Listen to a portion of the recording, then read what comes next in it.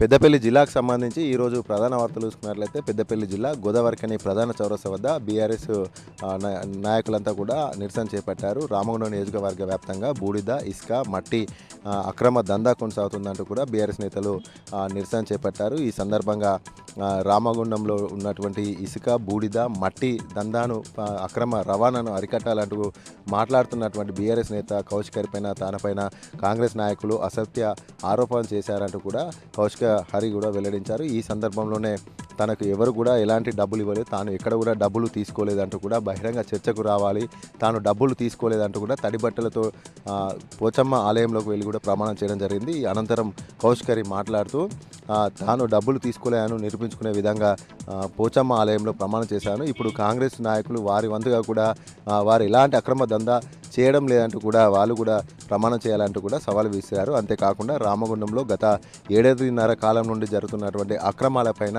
బహిరంగ చర్చకు రావాలి, స్థలం కాంగ్రెస్ నాయకులు చెప్పినా మంచిదే, సమయం కూడా వారి ఇష్టమైన సమయంలోనే ఎప్పుడైనా కూడా చర్చకు సిద్ధమంటూ కూడా సవాల్ విసిరారు. ఈ యొక్క సవాలుకు కాంగ్రెస్ నాయకులు స్పందించి వెంటనే రావాలంటూ కూడా ఆయన ఈ సందర్భంగా సవాల్ విసిరారు.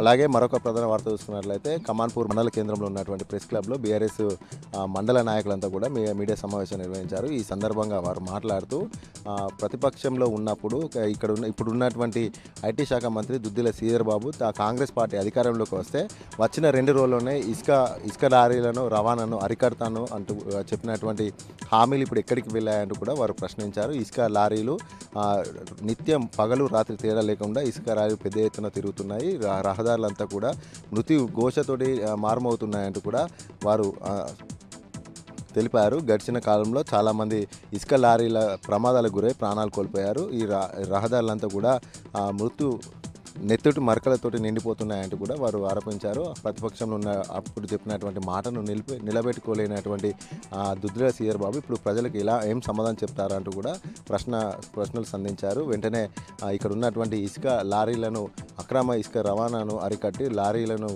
వెళ్లకుండా చూడాలంటూ కూడా వివరించారు. లేని పక్షంలో పెద్ద ఎత్తున కూడా రహదారులన్నీ కూడా దిగ్బంధం చేస్తామంటూ కూడా బీఆర్ఎస్ నేతలు హెచ్చరించడం జరిగింది.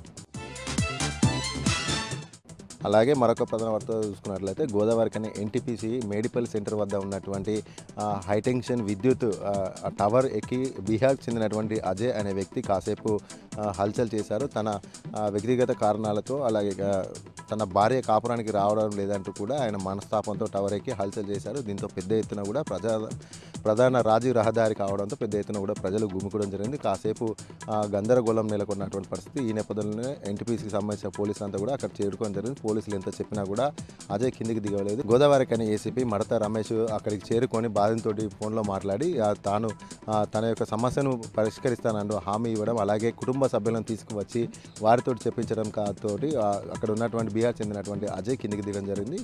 అజయ్కి ఎలాంటి ప్రమాదం జరగకపోవడంతో అక్కడ ఉన్నటువంటి స్థానికులు ప్రజలంతా కూడా ఊపిరి పీల్చుకున్నారు.